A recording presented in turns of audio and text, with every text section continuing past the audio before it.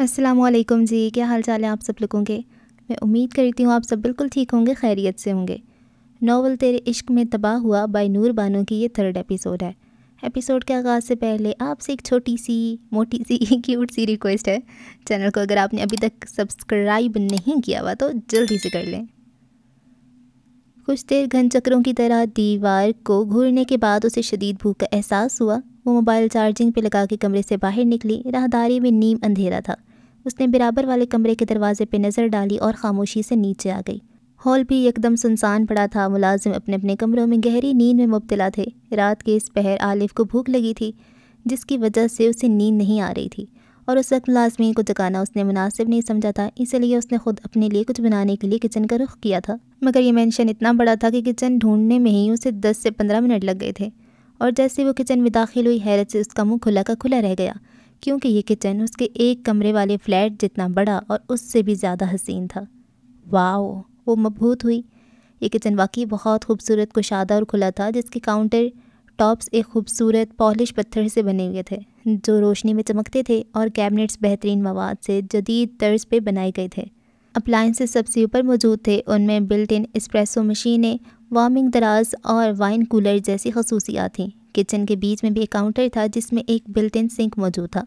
وہ حیرت اور پرجوشی سے پورے کچن کو حسرت سے دیکھتی رہی، پھر ریفریجریٹر کھول کر اندر رکھی چیزوں کا جائزہ لیا۔ سامنے اس وقت اسٹرابریز کا باؤل رکھا تھا۔ عالف کا چہرے پر لیموزین جتنی لمبی مسکراہٹ ابھری۔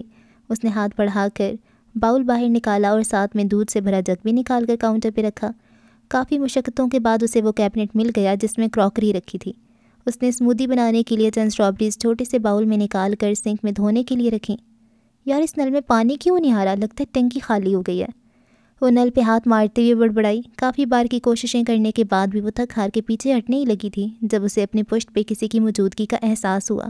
اس نے نظر اٹھا کر سامنے ریفریجریٹر میں نظر آتے حجاج کے عکس کو دیکھا اور اس کے دونوں ہاتھ پہلو میں جا گرے۔ اٹس اے سینسر فاسٹ، وہ اپنی پرکشش بھاری آواز میں بولا، اور اس کے احساس نے الف کی سانسیں روک دی تھیں۔ الف اور حجاج کے درمیان ایک قدم کا فاصلہ تھا۔ اس نے ذرا سا آگے کو بڑھ کر اپنا ہاتھ نل کے نیچے رکھا تو نل سے پانی بہنے لگا۔ الف نے خجالت سے ہونٹ کاٹتے ہوئے اپنی آنکھیں زور سے بند کیں۔ اسے اپنی کم عقلی پر ماتم کرنے کا دل کیا۔ وہ اس کے پیچھے کھڑا تھا، مگر الف نے پلٹ کر دیکھنے کی بھی کوشش نہیں کی۔ رات کے اس پیر تم اکیلی یہاں کیا کر رہی ہو؟ حجاج نے اس کے کندھے پہ تھوڑے فاصلے سے جھکتے ہوئے استفسار کیا۔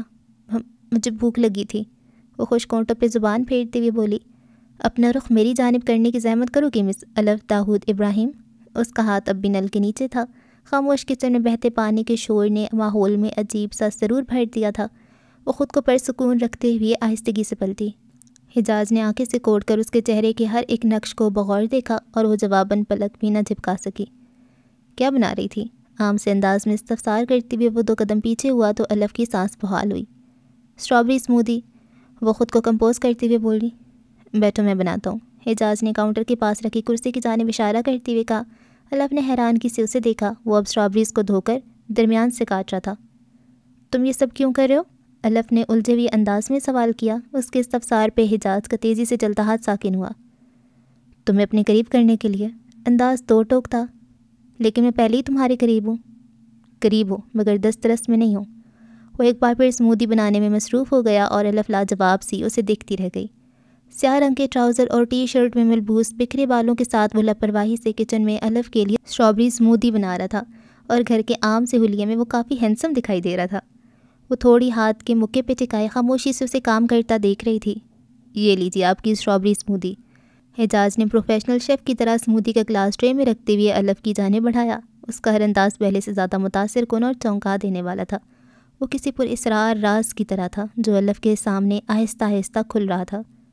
مجھے گھورنے سے اسموودی کا ذائقہ پتہ نہیں چلے گا، اس کے لیے تمہیں اسے پینا پڑے گا، حجاج نے اس کے چہرے کے آگے چٹکی بجاتے ہوئے اپنی مخصوص انداز میں کہا، تو الف نے فوراً گلاس اٹھا کر لبوں سے لگا لیا۔ اس کا انداز اس قدر دل فریب تھا کہ الف کو اپنی دھڑکن کانوں میں سنائی دینے لگی۔ وہ اس کی گھبراہٹ سے محظوظ ہو کر مسکرایا، مگر اگلے ہی پل اس کی مسکراہٹ غائب ہوئی۔ ایک گھونٹ پیتے ہی الف نے عجیب سا منہ بناتے ہوئے حجاج کو دیکھا۔ حجاج جو اسے تن مزاجی سے دیکھ رہا تھا ایک دم چونکا۔ کیا ہوا؟ یک، اس میں شوگر نہیں ڈالی تم نے؟ ایک دم پھیکا ہے، وہ منہ بگاڑتی ہوئے بولی۔ اسے منہ بناتا دیکھ حجاج کے اعصاب تن گئے۔ شوگر؟ اس نے ہمیں اچکاتے ہوئے تنقیدی نگاہوں سے الف کو دیکھا۔ جو اب ٹیشو سے اپنے ہونٹ صاف کر رہی تھی۔ اتنا پھیکا اور بدمزہ اسمودی میں نے آج تک نہیں پیا۔ یہ سن کر حجاز کے کان سرخ ہو گئے۔ یہ شرمندگی کی انتہا تھی۔ تمہیں فزیو تھراپسٹ نہیں فائر فائٹر ہونا چاہیے تھا۔ کیوں؟ اس نے ناسمجھی سے اس کی جانب دیکھا۔ کیونکہ ارمانوں پہ پانی پھیرنا تمہیں بہت اچھے سے آتا ہے، وہ اسے گھورتے ہوئے ناگواری سے بولا۔ حجاز کی شکل دیکھ کر الف کا کہکا بے قابو ہوا تھا، جس پر اس نے بہت مشکل سے قابو پایا۔ حجاز جب بھی اسے مخمور نگاہوں سے پوری توجہ کے ساتھ آنکھیں سکوڑ کر دیکھ رہا تھا، اس کی شہد رنگ آنکھوں کا مرکز بنی الف نے تذ بذب سے اپنے نچلے لب کو زور سے دانتوں تلے دبایا۔ یو ڈرائیو می کریزی الف داؤد ابراہیم۔ حجاز یوسف زندانی کے لفظوں نے اس کے پورے وجود میں ہلچل مچا دی تھی۔ اپنے سامنے بیٹھی موم کی گڑیا کو حیا سے سمٹتے ہوئے دیکھ کر حجاز کے ہونٹ مسکراہٹ میں ڈھلے تھے، اور وہ کچھ بھی کہے بغیر اس کے برابر سے نکل گیا تھا، اور پیچھے الف کئی لمحوں تک اس کے لفظوں کی شدت کو محسوس کرتی رہی تھی۔ حجاز کچن سے نکلنے لگا تو دروازے پہ لوکا کو دیکھ کر فوراً اپنی چال بدل دی، چہرے کو دوبارہ برہم کر لیا اور آنکھیں سے کوڑ کر چھوٹی کر لی۔ خیریت باس، رات کے اس وقت آپ کچن میں؟ اس نے پیچھے کاؤنٹر چیئر پہ بیٹھی الف پر نظر ڈالی۔ ہاں، وہ مجھے پیاس لگ رہی تھی۔ اس نے فوراً جھوٹ کا سہارا لیا۔ خیر تم یہاں کیا کر رہے ہو؟ حجاز نے موضوع بدلا۔ مجھے بھی پیاس لگی تھی۔ اس نے بہت دقت سے اپنی مسکراہٹ لبوں پہ روکی۔ تو پھر کھڑے کھڑے میرا منہ کیا دیکھ رہے ہو؟ آج سب کو ایک ساتھ ہی پیاس لگ گئی ہے۔ وہ کندھے اچکاتا وہاں سے چلا گیا۔ اور مارکو نے ٹھیک ہی کہا تھا، محبت اس کتے کی طرح ہوتی ہے جو اونٹ پر بیٹھے شخص کو بھی اچک کر کاٹ لے، بس بندے کی قسمت خراب ہونی چاہیے۔ محبت نے اس کا کیا حال کر دیا تھا۔ رشیا کا ڈان اب راتوں کو جا کر اپنی محبوبہ کے لیے اسمودی بنا رہا تھا۔ ہائے!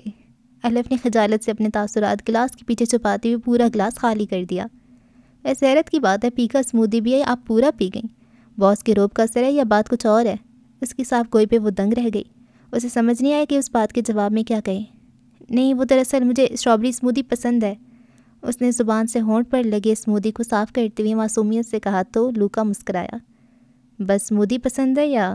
رک کر الف کے تاثرات ٹولے جو ہر سیکنڈ بدل رہے تھے۔ اسمودی بنانے والا؟ سوال غیر متوقع تھا۔ اس کا چہرہ شرم سے سرخ ہوا۔ بہت نیند آ رہی ہے، گڈ نائٹ لوکا۔ الف اونگنی کی اداکاری کرتی ہوئے کھڑی ہو گئی اور رخ دروازے کی جانب کیا، اور ایسے بھاگی کہ مڑ کر دیکھنے کی کوشش بھی نہیں کی، جیسے پیچھے لوکا نہیں کوئی بلا ہو جو اس کے پیچھے دیکھنے پر کھا جائے گا۔ کایا، مجھے کوئی 3 ایسی ٹھوس وجوہات دو کہ مجھے اسے نفرت ہو جائے، شدید والی۔ اس نے مقابل سے نہ حال پوچھا نہ احوال، سیدھا سوال پیش کیا۔ مجھے موقع ملے تو میں اس گھڑی کو ہی توڑ دوں جس گھڑی تم میری دوست بنی تھی الف۔ کایا بستر پہ ڈھیر ہوتے ہوئے بیزاری سے بولی۔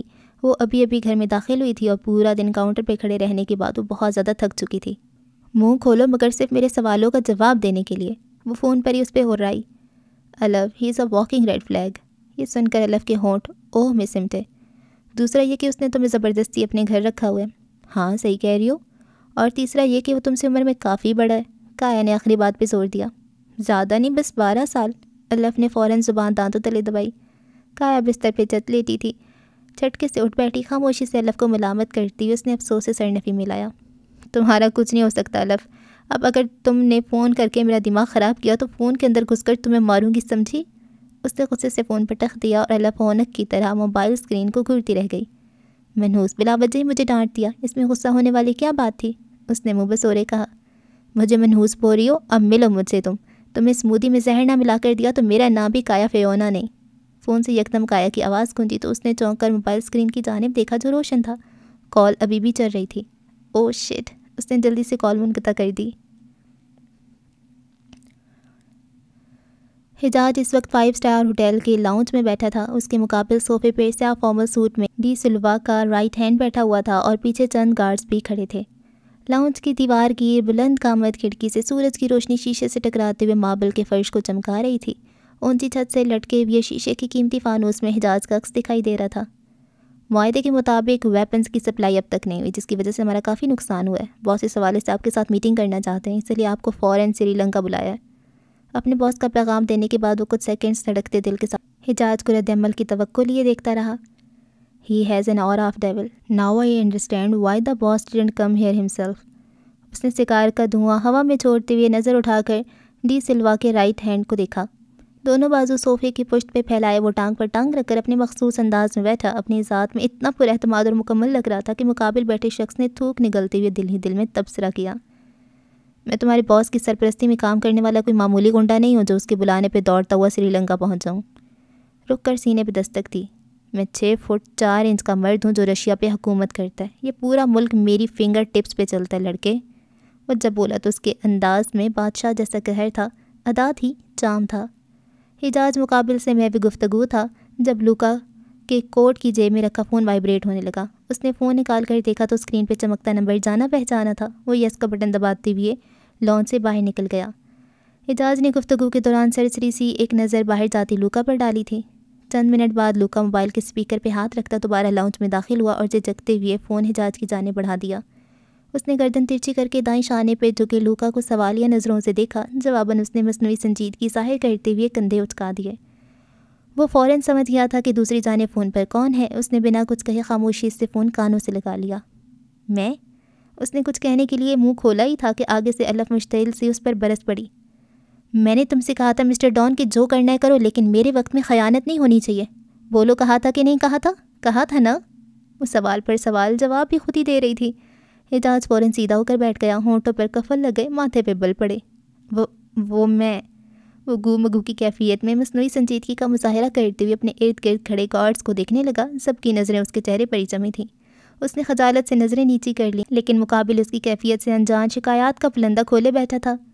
اب بکروں کی طرح میں مت کرو، فوراً پہنچو، فوراً۔ کیا فائدہ اتنے بڑے ڈان ہونے کا جب بندہ اپنے بات پر ہی قائم نہیں رہ سکتا؟ اس نے نروٹھے پن سے کہا تو حجاز کے کندھے ڈھل گئے۔ ہونٹوں کو آپس میں ملاتے ہوئے اس نے ماتھے کو چھوا۔ وہ مسکرانا چاہتا تھا لیکن موقع محل نے اجازت نہیں دی۔ ابھی آتا ہوں۔ غلام کی طرح سر تسلیمی خم کرتے ہوئے وہ میٹنگ ادھوری چھوڑتے ہوئے فوراً اٹھ کھڑا ہوا۔ باقی سب کی اس کی تقلید میں کھڑے ہو گئے تھے۔ 6 فٹ 4 انچ کا مرد جو اپنی فنگر ٹپس پہ پورے رشیا کو آپریٹ کر رہا تھا، اب اپنے فزیو تھراپسٹ کی بلاوے پہ حاضری دینے جا رہا تھا۔ حجاز گاڑی میں بیٹھتے بیٹھتے رکا۔ تم اچھے سے جانتے ہو میں ضروری میٹنگز کے دوران کسی بھی قسم کا خلل قطعاً برداشت نہیں کرتا، پھر آج تم نے اتنا بڑا رسک کیسے لے لیا؟ دروازے کا ہینڈل تھامے لوکا نے گھبرا کر حجاز کی جانب دیکھا تھا۔ وہ الف میم نے، وہ جھٹکا، کوٹ ہر ورڈز ایگزیکٹلی۔ حجاز انوزوں سے استفسار بھری نظروں سے دیکھتی بولا، اگر حجاز کو پتہ چلا کہ میں نے کال کی تھی اور اس کے باوجود تم نے اس سے میری بات نہیں کروائی تو وہ تمہیں شوٹ کر دے گا۔ سوری سر، اس نے احتیاطاً اضافہ کیا۔ الف بالکل درست کہہ رہی تھی، اس نے دھیمی آواز میں کہا اور سیاہ چشمہ آنکھوں پہ چڑھاتی ہوئی وہ گاڑی میں بیٹھ گیا۔ اس کے ہونٹوں پہ اچانک بہار آ گئی تھی۔ اگلے 25 منٹ بعد حجاز یوسف زندانی اپنے گھر کے بیک یارڈ میں لگی الف داؤد ابراہیم کی عدالت میں مجرم کی طرح پیش ہوا تھا۔ دونوں ہاتھ مؤدبانہ انداز میں باندھے وہ الف کے سامنے کھڑا تھا، جو سنگل صوفہ سیٹ پہ ٹانگ پر ٹانگ ٹکائے دونوں ہاتھ سینے پہ لپیٹے غصے سے دوسری جانب دیکھ رہی تھی۔ فرمائیے محترمہ، آپ کا گنہگار آپ کے سامنے ہے، کیا سزا ہے میری خطا کی؟ سردیوں کے دن تھے، ہوا میں ہلکی خنکی موجود تھی، لیکن ہلکی ہلکی دھوپ کی وجہ سے ناگواری کا احساس نہیں دے رہی تھی۔ الف نے گردن موڑ کر سورج کی شعاؤں میں نظر آتے اس کے خوبصورت چہرے کو دیکھا۔ حجاز نے سفید شرٹ اور سیاہ پینٹ پہ سیاہ رنگ کا لمبا سا کوٹ پہنا ہوا تھا، گلے میں اسکارف اور ہاتھوں میں گلوز پہنے ہوئے تھے۔ اس کی شہد رنگ آنکھیں دھوپ میں مزید دلکش لگ رہی تھیں۔ کان پکڑو اور سٹ اپس لگاؤ 10 دفعہ۔ چند منٹ گزر جانے کے بعد الف نے اسے سنجیدگی سے گھورتے ہوئے کہا۔ ٹیبل پہ فروٹس رکھتے ہوئے بٹلر کا ہاتھ لمحے دو لمحے کے لیے ساکن ہوا۔ پیچھے کھڑے حجاز کے گارڈز اور لوکا کی آنکھیں بھی حیرت سے باہر آ گئیں۔ یکدم سب کو سانپ سونگ گیا۔ اس لڑکی کی ہمت کو کس توپوں کی سلامی بھی کم پڑے گی، لوکا نے محض سوچا، بولنے کا تو سوال ہی پیدا نہیں ہوتا تھا۔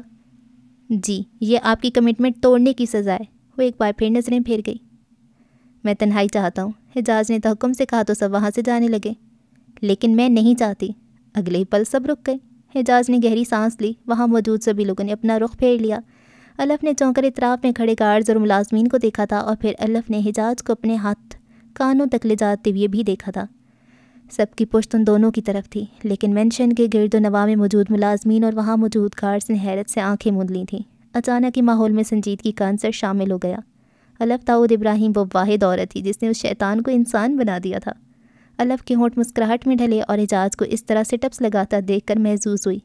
آخری سٹ اپ لگا کر حجاز سیدھا ہوا۔ گلوز اتار کے ٹیبل پہ اچھالتا وہ اب گلے سے اسکارف کھینچنے لگا۔ ہوا اچانک تیز ہوئی جس سے درخت کی گھنی شاخیں ہلنے لگیں۔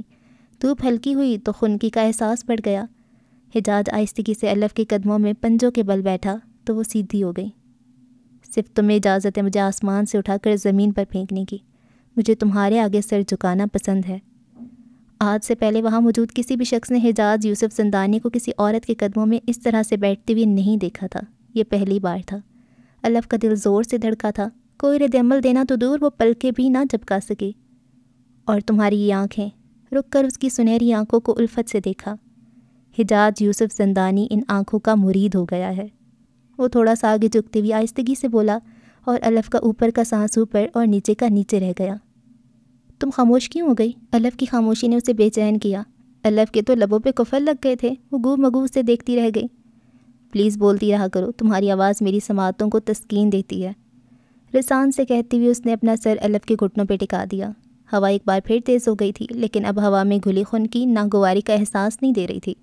محبت ایک ایسا جذبہ ہے جو انسان کی روح کو دھو کر اس طرح سے پاک کر دیتا ہے کہ رائے برابر نفرت کی بھی گنجائش نہیں رہتی۔ رات میں تیار ہو جانا، وہ سر اٹھاتے ہوئے بولا۔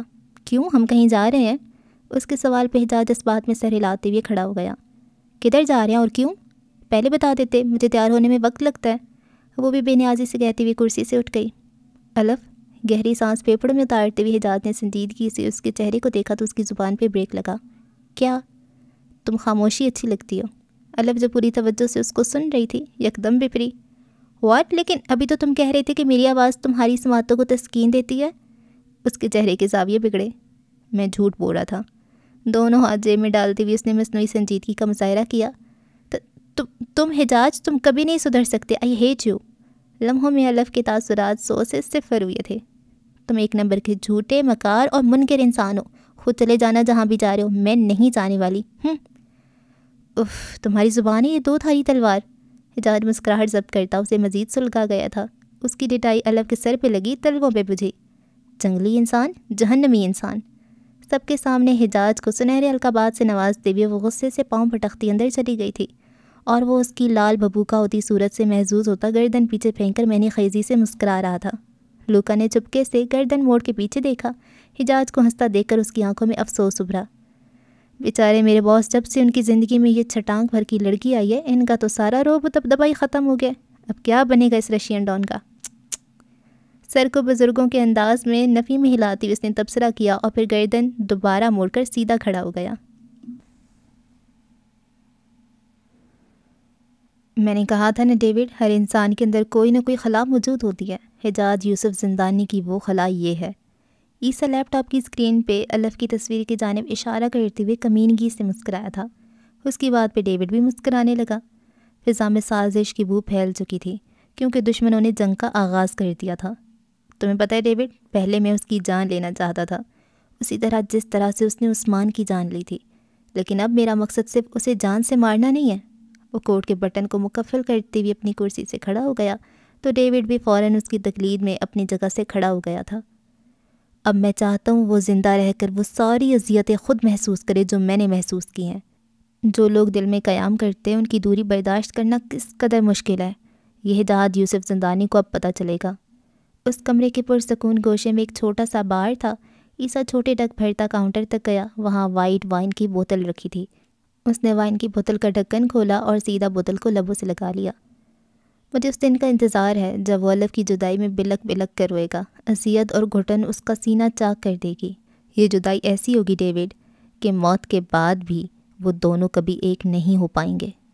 آج سے آسمان پر کسی نے سرخ خون میں ڈوبے قلم سے ان دونوں میں سے ایک کے نصیب میں موت لکھتی تھی، اور موت بھی ایسی کہ سانس لینا جہاں فرض کر دیا گیا تھا، ان دونوں میں سے کسی ایک کو جینا اور دوسرے کو جیتے جی مر جانا تھا۔ یہ موت مر جانے سے بھی زیادہ دردناک تھی۔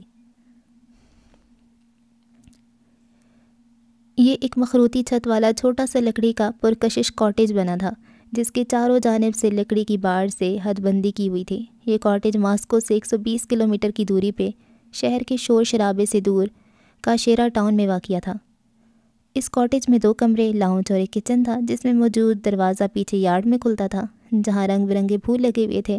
کاٹیج کے بیک یارڈ سے کاشیرا ہسٹری میوزیم کا شاندار نظارہ دکھائی دیتا تھا، جو کلاسیکی اور جدید تعمیراتی عناصر کا خوبصورت امتزاج تھا۔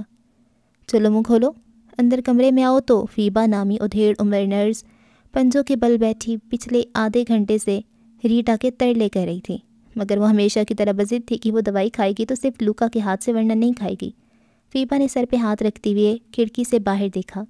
آج کافی دنوں بعد بہت اچھی دھوپ نکلی ہوئی تھی اور اس دھوپ میں کاشیرا ہسٹری میوزیم کا سنہری گنبد مزید سنہرا دکھائی دے رہا تھا۔ کبھی کبھی تو نرس کسی نہ کسی طرح اسے پہلا پھسلا کر دوائی کھلا دیتی تھی، لیکن کبھی کبھی اس کی ضد کے آگے اسے جھکنا ہی پڑتا تھا۔ لاکھ کوششوں کے باوجود بھی وہ اسے دوائی کھلانے میں ناکام رہی تھی اور بادل نخواستہ نرس کو اس کی بات ماننی پڑی اور لوکا کو کال کر کے بلانا پڑا۔ لوکا جب وہاں پہنچا تب تک ریٹا رو دھو کر سو چکی تھی۔ نرس نے اسے جگانا چاہا مگر لوکا نے اسے ہاتھ کے اشارے سے روک دیا اور باہر لاؤنج میں رکھے صوفے پہ آ کر بیٹھ گیا۔ پانی؟ فیبا کے پوچھنے پر اس نے اس بات میں سر ہلا دیا تو وہ لاؤنج سے منسلک اوپن کچن کی جانب بڑھ گئی۔ یہاں سے ادھیڑ عمر نرس اور لوکا ایک دوسرے کو دیکھ سکتے تھے۔ ریٹا تم سے بہت مانوس لگتی ہے۔ فیبا کے ہاتھ سے ایک پانی کا گلاس لیتی ہوئی لوکا ایک لمحے کے لیے رکا تھا۔ حالانکہ تم دونوں کا آپس میں کوئی تعلق نہیں مگر ایسا لگتا ہے برسوں کی شناسائی ہے۔ وہ مسکرا کر بولی مگر لوکا مسکرا نہیں سکا۔ حجاز سر کا حکم ہے اس لیے مجبوراً آنا پڑتا ہے ورنہ میں تو لڑکیوں سے دور بھاگتا ہوں۔ پلیز فیبا کوشش کیا کرو کہ تم خود ہی اس پاگل لڑکی کو ہینڈل کر لو۔ مجھ سے روز اتنی دور ڈرائیو کر کے یہاں نہیں آیا جاتا۔ میرے اور بھی بہت سے کام ہیں اسے دوائی اور کھانا کھلانے کے علاوہ۔ اس نے بیزاری سے منہ بناتی ہوئی ایک گلاس لبوں سے لگایا۔ اوپر والا کسی کی مدد کرنے کا موقع فراہم کر رہے تو ناشکری مت کرو۔ فیبا نے اسے گھورا۔ دیکھو بات بالکل صاف ہے، تمہیں اس کی خدمت کرنے کی بھاری فیس ملتی ہے، اس لیے مجھے خدمت کے خلق کا گیان دے رہی ہو، ورنہ مفت میں تم اس پاگل لڑکی کو منہ تک نہ لگاؤ۔ اس نے ہنکارا بھرا۔ ایسی بات بھی نہیں ہے لڑکے، پیسہ ہی سب کچھ نہیں ہوتا۔ لوکا کے منہ سے پانی کا فوارہ چھوٹا۔ اس نے بمشکل اپنی ہنسی دبائی۔ اس کے مضحکہ خیز رد عمل پر غصے سے فیبا کے کان سرخ ہو گئے تھے مگر ضبط کر گئی۔ 6 ماہ کوما میں رہنے کے بعد ریٹا مکمل طور پہ خاموش ہو گئی تھی، لیکن جس لمحے اس نے حجاز کو دیکھا اس کے زخم یکدم ہرے ہو گئے تھے۔ دماغ کی نسوں پہ زور پڑتے ہی وہ دیوانہ وار چلانے لگی تھی۔ اس وقت اس کمرے میں ڈاکٹرز اور حجاز کے ساتھ لوکا بھی موجود تھا۔ اسے کچھ ماہ ہی ہوئے تھے تب حجاز کی گینگ میں شامل ہوئے۔ ان سب کے درمیان لوکا وہ واحد چہرہ تھا جس پہ نظر پڑتی ہی ریٹا خاموش ہو گئی تھی۔ بکھرے بال اور لٹے ہوئے حلیے میں نقاہت سے دھیرے دھیرے قدم اٹھاتی ریٹا لوکا کی جانب بڑھی۔ پہلے تو کچھ لمحے وہ شخص کو ٹکٹکی باندھ کر دیکھتی رہی اور پھر ایک دم دھاڑے مار مار کر رونے لگی۔ اس کا یہ رد عمل حجاز اور خود لوکا کے لیے بھی بے حد حیران کن تھا۔ پاگلوں کی طرح روتے روتے اچانک اس کے بازوؤں میں جا گری اور جب وہ ہوش میں آئی تو صدمے کی وجہ سے وہ اپنا دماغی توازن کھو چکی تھی۔ اس اجنبی شخص میں نہ جانے ریٹا کو کون سی چھوئی دکھائی دیتی تھی کہ وہ بے خودی کے عالم میں جہاں اپنی شناخت تک بھول چکی تھی وہاں لوکا اسے ہر پل یاد رہتا تھا۔ ریٹا کے ہسبینڈ کا نام کیا تھا اور حجاز سر اس لڑکی کو کیسے جانتے ہیں؟ اس کے سوال پہ لوکا رک کر اس کا نام یاد کرنے لگا، پھر کچھ سوچتے ہوئے جواب دیا، ریٹا کے ہسبینڈ کا نام کیون تھا، باس کے کچھ پرانے تعلقات تھے اس سے۔ اور ریٹا کی یہ حالت کیسی ہوئی؟ فیبا نے افسوس بھرے انداز میں استفسار کرتی ہوئی نگاہیں کمرے کے بند دروازے پہ ٹکا دیں جہاں ریٹا گہری نیند سو رہی تھی۔ اس کے گھر میں آگ لگ گئی تھی جس میں اس کا ہسبینڈ کیون جل کر مر گیا تھا۔ اپنے شوہر کی موت کا صدمہ وہ شاید برداشت نہیں کر سکی، اس لیے اپنا دماغی توازن کھو بیٹھی۔ اس نے پانی کا ایک اور گھونٹ لیتے ہوئے رسان سے کہا۔ فیبا کی چھوٹی چھوٹی آنکھیں حیرت سے پھیل گئیں۔ بیچاری اپنی عمر سے بڑے دکھ جھیل لیے ہیں اس نے۔ وہ تاسف سے بولی تو لوکا نے اس بات میں سر ہلا دیا۔ ویسے حجاز سر کتنے دریا دل انسان ہیں، اس طرح تو لوگ اپنوں کا خیال نہیں رکھتے جس طرح سے وہ اپنی دوست کی بیوی کا رکھ رہے ہیں۔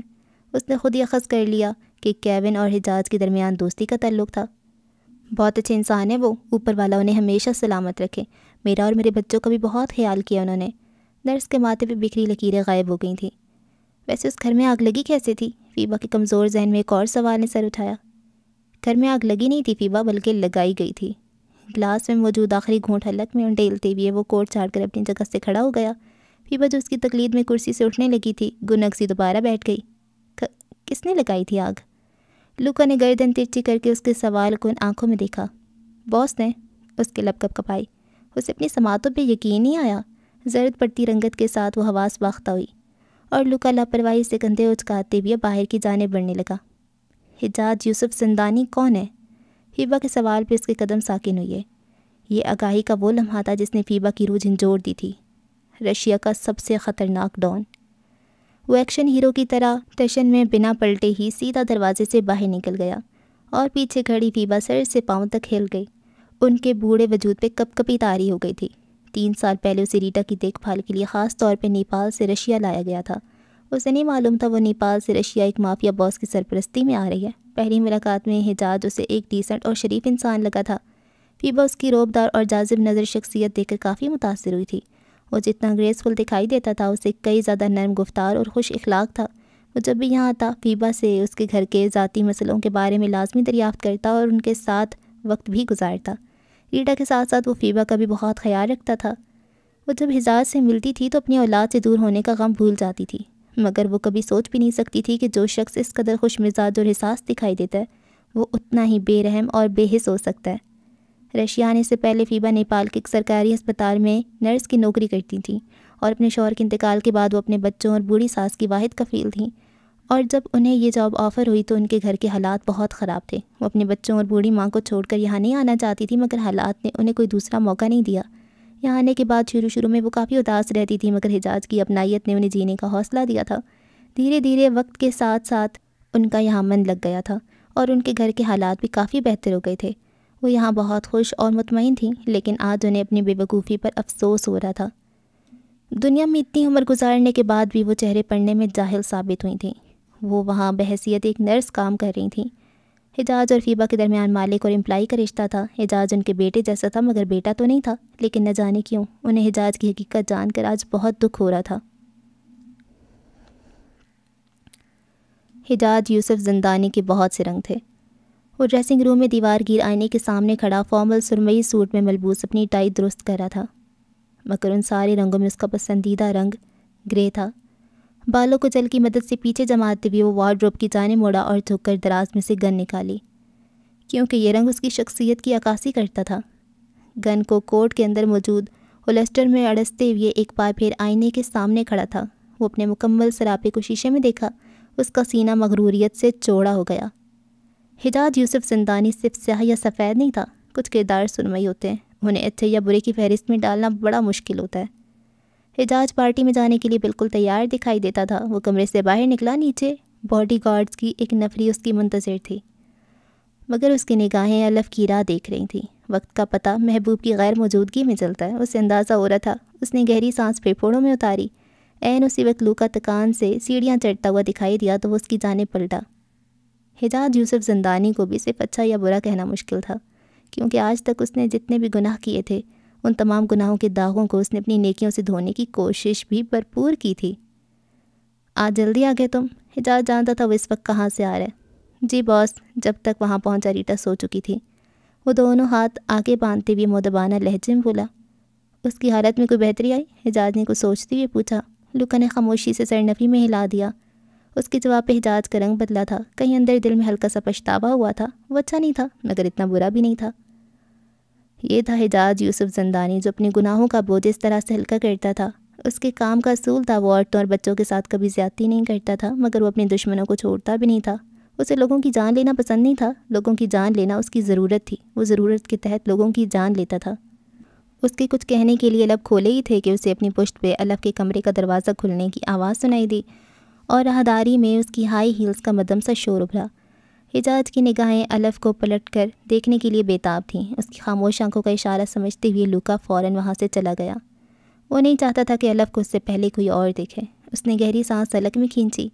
خاموش راہداری کے ماربلڈ فرش پر وہ آہستگی سے پلٹا۔ اس کی نگاہیں الف کو دیکھ کر ٹھہر سی گئیں۔ وہ سرخ رنگ کے گاؤن میں بلا کی خوبصورت لگ رہی تھی۔ بالوں کو کرل کر کے دونوں جانب سے آگے کی طرف پھیلایا ہوا تھا۔ کانوں میں ننھے سے ڈائمنڈز چمک رہے تھے۔ حجاز کی شہد رنگ آنکھیں چمکیاں اور اس کے چہرے پر ہلکی سی مسکراہٹ نمودار ہوئی۔ اس نے نظریں جھکا لی تھیں۔ اس کا دل بہت تیزی سے دھڑک رہا تھا۔ حجاز نے ضبط سے اپنے دل پہ ہاتھ رکھا۔ اس نے بے اختیار سانس لینے کی کوشش کی، مگر وہ سانس نہیں لے سکا۔ سینے میں اپنی منتشر ہوتی دھڑکنوں کو محسوس کرتے ہوئے حجاز یوسف زندانی نے پہلی بار اپنی حالت پہ غور کیا تھا۔ اس طرح سے بے اختیار وہ پہلے کبھی نہیں ہوا تھا، یا شاید کوئی اسے آج تک اتنا اچھا لگا ہی نہیں تھا۔ سانس لو حجاز یوسف زندانی، ورنہ لوگ کہیں گے 6 فٹ 4 انچ کا ناقابل شکست ڈان اپنی فزیو تھراپسٹ کی ایک جھلک دیکھتے ہی بے ہوش ہو گیا۔ وہ مضحکہ خیز انداز میں اٹلا کر بولی۔ وہ ٹھیک کہہ رہی تھی، اس نے تسلیم کیا۔ چند سیکنڈز مزید سرکے، مگر حجاز کچھ نہیں بولا۔ وہ ویسے بھی کم گو تھا، مگر یہاں خاموشی کی وجہ اس کا مزاج نہیں، وہ لڑکی تھی جو ہر گزرتے دن کے ساتھ وبال جان بنتی جا رہی تھی۔ حجاز اگر پہاڑ تھا تو وہ اس پہاڑ کی بنیادیں ہلانے کی سکت رکھتی تھی۔ الف استفسار بھری نظروں سے حجاز کو دیکھ رہی تھی، جیسے پوچھ رہی ہو کہ وہ کیسی لگ رہی ہے۔ تمہیں سب سے زیادہ کیا پسند ہے الف؟ وہ فوراً چونکی۔ یہ سوال موقع کی مناسبت سے غیر متوقع تھا۔ وہ اس کی جانب سے تعریف کی توقع کر رہی تھی، مگر وہ بھی حجاج یوسف زندانی تھا، سیدھے سیدھے کیسے تعریف کر دیتا۔ مجھے اسٹرابری اسموتھی پسند ہے، اور تمہیں؟ وہ سراپے سوال بن گئی۔ مجھے تمہارا لڑنا پسند ہے، وہ اس کی آنکھوں میں جھانکا۔ تو پہلے بتا دیتے، بلا وجہ اتنا اہتمام نہ کرتی میں۔ الف کے معصوم سے شکوے پر حجاج ہونٹ دباتے ہوئے سر جھکا کر مسکرایا۔ میرا بس چلے تو میں اپنی پوری دنیا تم پہ وار دوں الف، اس نے سحر انگیز نگاہوں سے اسے نہارتے ہوئے دل میں کہا۔ کچھ کہا تم نے؟ الف نے چونک کر استفسار کیا۔ وہ اس کی خاموشیاں سننے لگی تھی۔ حجاج کی مسکراہٹ مزید گہری ہوئی۔ چلیں؟ اس نے الفت بھرے انداز میں اپنا ہاتھ الف کی جانب بڑھایا تھا۔ یہی اس کی تعریف تھی۔ وہ تعریف لفظوں سے نہیں کیا کرتا تھا، اس کی سحر انگیز آنکھیں کافی تھیں وہ سب کچھ ظاہر کرنے کے لیے جو اس کے دل میں پوشیدہ تھا۔ الف نے ایک نظر حجاج کے چہرے پہ ڈالی، اس کی آنکھیں منتظر تھیں۔ بڑے ادا سے شانے اچکاتی ہوئی الف نے اس کے بڑے ہوئے ہاتھ کو نظر انداز کر دیا اور اس کے بغل سے نکل کر آگے بڑھ گئی۔ حجاج فریفتگی سے مسکراتے ہوئے سیڑھیوں کی جانب پلٹا، مگر وہ جا چکی تھی۔ اس کے اپنے سینے پر ہاتھ رکھ کر زور سے آنکھیں میچیں۔ یہ لڑکی اسے دن بدن پاگل کر رہی تھی اور وہ پاگل ہو رہا تھا۔ ان کی گاڑی خوبصورت سی سیاہ شیشوں سے ڈھکی عمارت کے سامنے جا رکی تھی۔ فرش سے چھت تک جاتی کھڑکیوں اور شیشے کی بلند قامت دروازوں والی یہ عمارت دراصل حجاج کی دوست کی آرٹ گیلری تھی۔ اطراف میں نظر دوڑانے کے بعد گارڈز نے ان کے لیے گاڑی کا دروازہ کھولا اور ان کے حصار میں ہی حجاج اور الف گیلری میں داخل ہوئے تھے۔ تمہارے گارڈز ملک الموت کی طرح ہمیشہ سر پہ کیوں سوار رہتے ہیں؟ وہ بگڑ کر بولی تو حجاج نے ہاتھ کے اشارے سے پیچھے چلتے گارڈز کو ہٹنے کا اشارہ دیا۔ میں بہت تنگ آ گئی ہوں ان کے بلا وجہ کے پروٹوکول سے، وہ کہتے کہتے پلٹی تھی۔ ماتھے کی سلوٹیں اور ناک پہ بیٹھا غصہ بر وقت غائب ہوا تھا۔ وہ ناراضگی کے سارے موقع چھین لیتا تھا، بڑا مشکل تھا اسے ناراض ہونا۔ تمہاری حفاظت کے لیے یہ غلام موجود ہے تو پھر گارڈز کی کیا ضرورت؟ حجاج کے ہونٹ مسکراہٹ میں ڈھلے۔ اتنے میں گلابی اور سفید ٹائی ڈائی سوٹ میں ملبوس ایک شخص حجاج کی طرف آیا اور اس سے مسافہ کرتے ہوئے اس کے دونوں گالوں پہ دور سے باری باری بوسہ دیا۔ میرے شو میں آنے کا بہت شکریہ۔ حجاج سے ہاتھ ملاتے ہوئے اس شخص نے اپنے گلابی اور سفید شیشوں کے پیچھے سے الف کی طرف دیکھا۔ وہ ایک لمحے کے لیے آکورڈ ہوئی۔ یہ الف داؤد ابراہیم ہے اور میرے لیے بہت خاص ہے۔ حجاج ستائش بھری نظروں سے الف کی جلد رنگ ہوتی آنکھوں میں دیکھتے ہوئے بولا۔ اس سے بہتر تعارف اس کا کیا ہو سکتا تھا؟ وہ شخص کمال تھا، آنکھوں میں دیکھ کر اس کے اندر کا حال سمجھ لیتا تھا۔ وہ میں دیکھتی سمجھ گیا تھا، کیونکہ اتنے سالوں میں پہلی بار حجاج یوسف زندانی محفل میں کسی لڑکی کے ساتھ آئے ہیں۔ وہ معنی خیز انداز میں جتاتے ہوئے بولا تو الف نے چور نظر سے حجاج کی جانب دیکھا جو خجالت سے بار بار پہلو بدل رہا تھا۔ اس کے سرخ ہوتے گال دیکھ کر الف نے ہونٹ دبا کر اپنی مسکراہٹ پہ لگام لگائی۔ خیر، میرا نام بینیسیتو مسولنی ہے۔ میری محفل میں شرکت کرنے کا ایک بار پھر سے شکریہ۔ اس سے پہلے کہ انتظار کرے باقی لوگوں کو اندر جانے کی اجازت دی جائے، براہ کرم اپنے ارد گرد ایک نظر ڈالیں، جلدی آپ دونوں سے دوبارہ ملاقات ہوگی۔ بینیسٹو VIP پروٹوکول دیتے ہوئے بولا اور دروازے سے داخل ہونے والے ایک دوسرے جوڑے کی جانب بڑھ گیا۔ حجاج اسے دیوار پہ لٹکی پینٹنگز کی طرف لے جاتا ہے جو سفید چمکدار دیوار پہ خوبصورتی کی انتہا کر رہی تھیں۔ مجھے معلوم ہے تمہارے دماغ میں کیا سوال گردش کر رہا ہے، حجاج شرارت سے مسکراتے ہوئے آہستگی سے بولا۔ الف اس کی بات پہ اس بات میں سر ہلا کر دیوار پہ لگی ایک پینٹنگ کی جانب متوجہ ہوئی۔ الف کو مبہوت سے پینٹنگ میں کھویا دیکھ وہ اس کی پشت سے جھانکتے ہوئے دیوار سامنے پر لگی پینٹنگ کو دیکھتا ہے۔ یہ ایک سرمئی بالوں والے گھوڑے کی تصویر تھی۔ حسین، وہ تعریف کے بغیر نہ رہ سکا۔ تمہاری نظر میں دنیا کا سب سے وفادار جانور کون سا ہے؟ اس نے ہنوز پینٹنگ کو دیکھتے ہوئے کہا۔ کتا؟ نہیں، وہ ایڑیوں کے بل گھومی۔ پھر؟ گھوڑا، وہ مسکرائی۔ میری نظر میں گھوڑا دنیا کا سب سے وفادار جانور ہے، کیونکہ اسے پتہ ہوتا ہے کہ میدان جنگ میں جان جانے کا خطرہ ہے، مگر اپنے مالک کی محبت میں گھوڑا جنگ کے میدان میں بھی اتر جاتا ہے۔ حجاج اس کے مشاہدے پہ لاجواب ہوا تھا۔ بیوٹی ود برین، اس نے اتنی آہستگی سے کہا کہ الف نے تقریباً سنا ہی نہیں۔ بینیسٹو ایک بہترین آرٹسٹ ہے، وہ اطراف میں دوسری پینٹنگ کی جانب دیکھتی ہوئی بولی۔ میں نے کبھی سوچا نہیں تھا تمہارے سرکل میں اتنے بہترین آرٹسٹ بھی موجود ہیں۔ اسے لگتا تھا کہ حجاج صرف تاریخ اور سنجیدہ لوگوں کی طرف ہی راغب ہوتا ہے، لیکن اسے زندگی سے بھرپور روشن خیال انسان کے ساتھ دیکھ کر الف کو اچھا لگا۔ وہ میرے پسندیدہ ریسٹورانٹ میں ویٹر ہوا کرتا تھا۔ وہ ہمیشہ اداس اور اپنے کام میں غلطہ رہتا تھا۔ میں نے اسے شاذ و نادر ہی مسکراتے ہوئے دیکھا ہوگا کبھی۔ میں اسے پھیکا یونیفارم پہنے اور میزوں پر انتظار کرتے نہیں دیکھ سکتا تھا۔ وہ بولتے بولتے دوسری پینٹنگ کی جانب مڑا۔ الف نے بھی اس کی تقلید کی۔ چنانچہ ایک دن میں نے اس سے پوچھا کہ وہ ویٹر ہونے کے علاوہ اپنی زندگی کے ساتھ کیا کرنا چاہتا ہے۔ تب اس نے مجھے بتایا کہ وہ ایک مصور ہے۔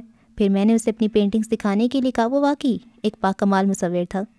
الف نے اپنے کندھے سے جھانک کر بینستو کی طرف دیکھا۔ وہ اپنے چہرے پر بڑی سی مسکراہٹ کے ساتھ لوگوں کا استقبال کرتے ہوئے گھوم رہا تھا، واقعی میں خوش تھا۔ یو ہیلپڈ ہم ڈیڈنٹ یو؟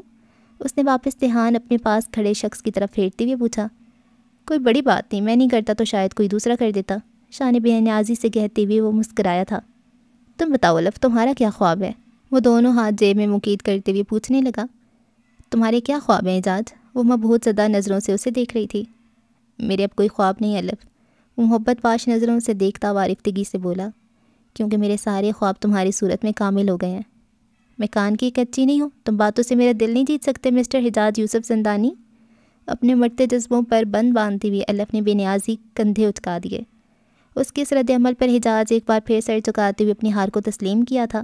اس کی جگہ کوئی اور عورت ہوتی تو واقعی اب تک اس پر مر مٹی ہوتی، لیکن آسانی سے مر مٹ جانے والی عورتوں سے حجاز ایسی باتیں کرتا ہی کیوں؟ وہ قائل ہوا تھا کہ اسے اگر کوئی ہرا سکتا تھا تو وہ الف داؤد ابراہیم تھی۔ لیکن تمہاری سنبھل سے میں واقعی متاثر ہوئی ہوں۔ الف ایک بار پھر موضوع پر لوٹی جسے حجاز بڑی مہارت سے بدل چکا تھا۔ پلیز۔ کہیں نہ کہیں وہ یہ سمجھ گئی تھی کہ حجاز کو یہ بتانا پسند نہیں ہے کہ وہ ایک اچھا آدمی ہے جس نے دل پر سختی اور سیاہی کا خول چڑھا رکھا ہے، در حقیقت سونے کا ہے۔ وہ مزید کچھ کہتی کہ بنستو اچانک مائکرو فون میں اعلان کیا کہ شو شروع ہونے والا ہے۔ اعلان ہونے کی دیر تھی، باہر انتظار میں موجود لوگ سامنے کے دروازوں سے آرٹ گیلری میں آنے لگے۔ میں چاہتا ہوں تم ان میں سے ایک پینٹنگ پسند کرو، اس نے مسکرا کر کہا۔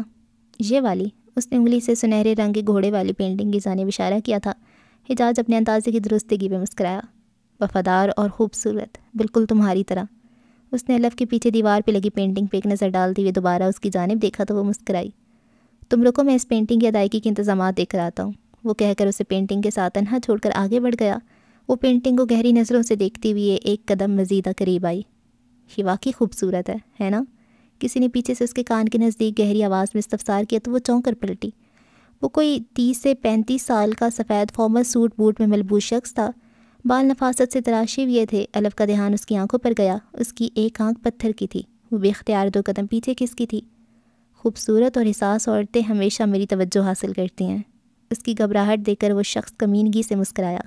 الف اس کی بغل سے نکلنے لگی، تب اس شخص نے اس کی کلائی پکڑی۔ مجھے تم پسند آئی، کمینگی سے کہتے ہوئے اس نے الف کے چہرے پہ جھولتی لٹ کو کان کے پیچھے اڑسا۔ اس کی گرفت میں مزاحمت کرتے ہوئے الف نے اسے پیچھے کی جانب دھکیلا۔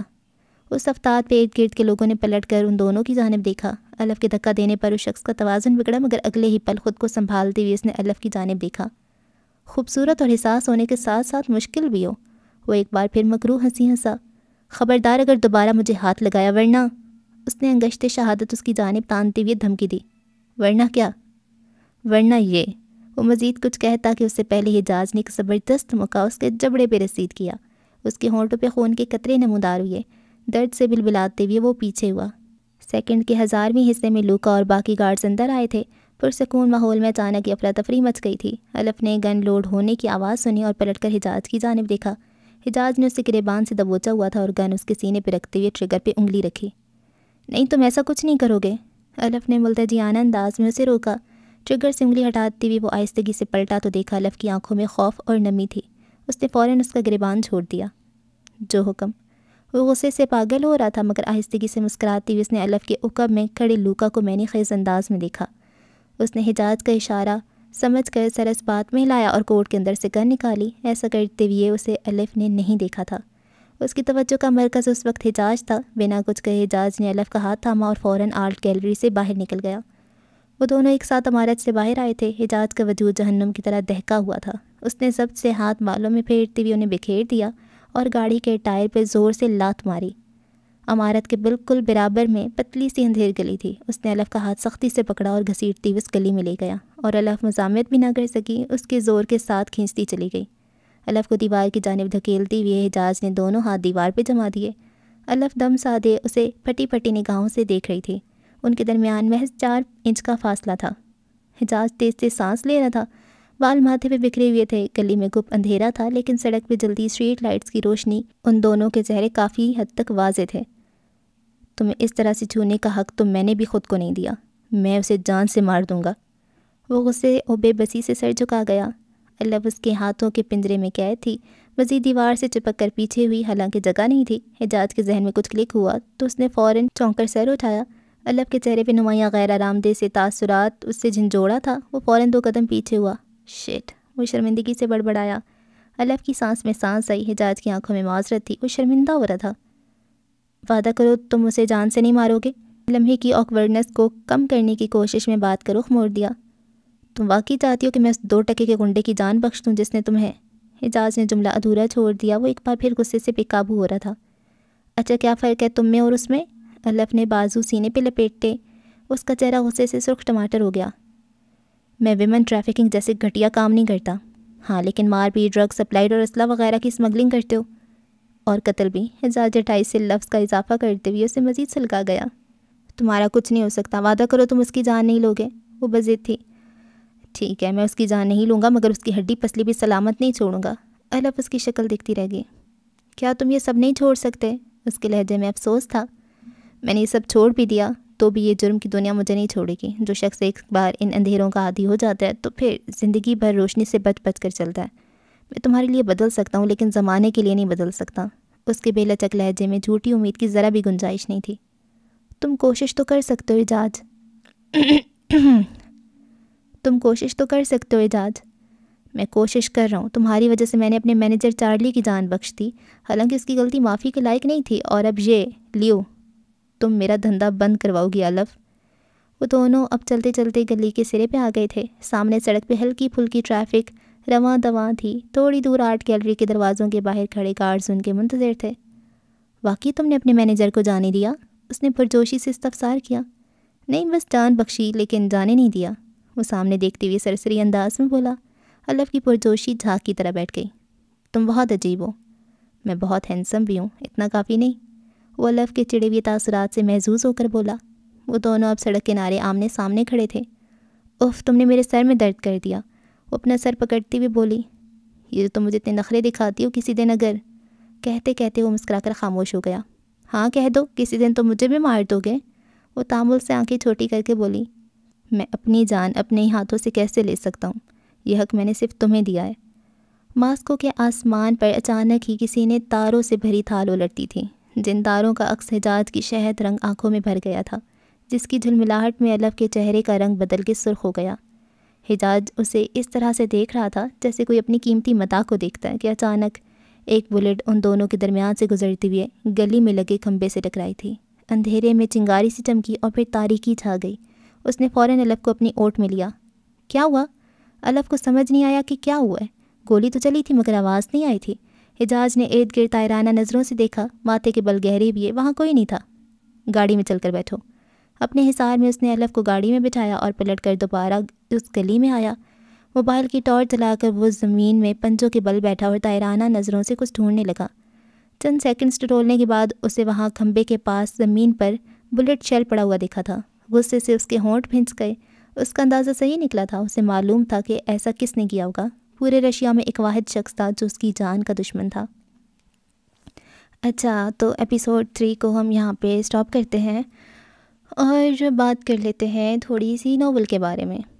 اچھا، یہ مجھے سمجھ نہیں آ رہی کہ الف جو ہے وہ واقعی میں فزیو تھراپسٹ ہے اور اس کے علاج کے لیے آئی ہوئی ہے اور اس نے اس کو کڈنیپ کیا ہوا ہے، یا پھر وہ سازش کے تحت آئی ہوئی ہے اس کو برباد کرنے کے لیے، کیونکہ ابھی تک اس نے ایسا کوئی کام کیا نہیں ہے نا الف نے، تو شاید نہ آئی ہو برباد کرنے۔ لیکن کوئی نہ کوئی ہے اس کا بندہ جو ملا ہوا ہے ان دوسری عیسیٰ لوگوں کے ساتھ، تو لوکا تو نہیں ہو سکتا۔ اور یہ اس کا کیا کیریکٹر ہے؟ مطلب ایک غلط کام کرتا ہے پھر تھوڑا سا اچھا بھی کر دیتا ہے، اس سے کیا فائدہ؟ گھر جلا دیا، اس کے ہسبینڈ کو مار دیا اور پھر اس کی بیوی کا علاج کروا رہے نہیں، اگر وہ بیوی کا علاج ہو بھی گیا تو وہ کیا کرے گی؟ نہ اس کا گھر ہے نہ اس کا ہسبینڈ ہے یہ کیا لاجک ہے؟ عجیب انسان ہے، تھوڑا سا کھسکا ہوا ہے، بلکہ کچھ زیادہ ہی کھسکا ہوا ہے۔ اس کو فزیو تھراپسٹ کی نہیں، ایک سائیکیٹرسٹ کی ضرورت ہے۔ عجیب انسان ہے۔ اور ابھی تک ان کی سینس چل رہے ہیں اور لگ اچھا رہا ہے یار، ایسے مطلب دیکھیں ناولس کی نا ٹائپ ہوتی ہیں. ایک ناولس ہوتے ہیں جو ریئلٹی بیسڈ سے ہوتے ہیں، کچھ ہوتے ہیں اسلامک ہوتے ہیں، کچھ ہوتے ہیں فینٹیسی بیسڈ ہوتے ہیں. تو یہ ایک رومانٹک سا ناول ہے کہ بالکل الگ سا ہے. ہم یہ نہیں کہہ سکتے کہ ایسا تو ریئل میں نہیں ہوتا، یہ وہ نہیں ہوتا. تو یہ ریئل والا ہے بھی نہیں نا، یہ ایک ویسا ٹائپ کا ناول ہے جس میں ہیرو بہت خوبصورت ہوتا ہے، بڑا پاورفل ہوتا ہے، اور ہیروئن کم سے نازک سی کلی ہوتی ہے. تو ہر ٹائپ کے ناولس ہوتے ہیں. تو میرے چینل پہ ہر ٹائپ کے ہی ناولس آپ کو مل جائیں گے. آپ کو ہارر بھی مل جائیں گے، فینٹیسی بھی، اور آپ کو سسپینس، مسٹری، ہر ٹائپ کے. تو رومانس والے کیوں نہ ہوں، ہیں یہ بھی. کچھ لوگ کامنٹس کر رہے ہیں کہ رومانس نہیں، ہر ٹائپ ہے یار میرے چینل پہ. تو اگر آپ کو رومانٹک نہیں پڑھنا تو آپ اس کو مت سنیں. میں تو پہلے مینشن کر دیتی ہوں کہ یہ کس ٹائپ کا ناول ہے، تاکہ آپ کا وقت نہ ضائع ہو. تو یہی ایک سین ہے. باقی ناول اچھا ہے، مجھے تو اچھا لگ رہا ہے. اب اس کا ایک اور پارٹ آئے گا، ٹھیک ہے، اور پھر مطلب پہلے حصے کے 4 ایپیسوڈز ہوں گی، اور جو اس کا نیکسٹ حصہ آئے گا نا وہ دسمبر میں آئے گا. تو دیکھتے ہیں تب تک کیا بنتا ہے. ابھی تو جو تکے لگا رہے ہیں کچھ سمجھ نہیں آ رہی کیا ہوگا کیا نہیں. دیکھتے ہیں کیا بنتا ہے. اور اس کے ڈائلاگس کافی مجھے اچھے لگے ہیں، وہ جو ہے نا رشیا کا ڈان ٹائپ. اچھا جی، دعاؤں میں یاد رکھیں. اللہ حافظ.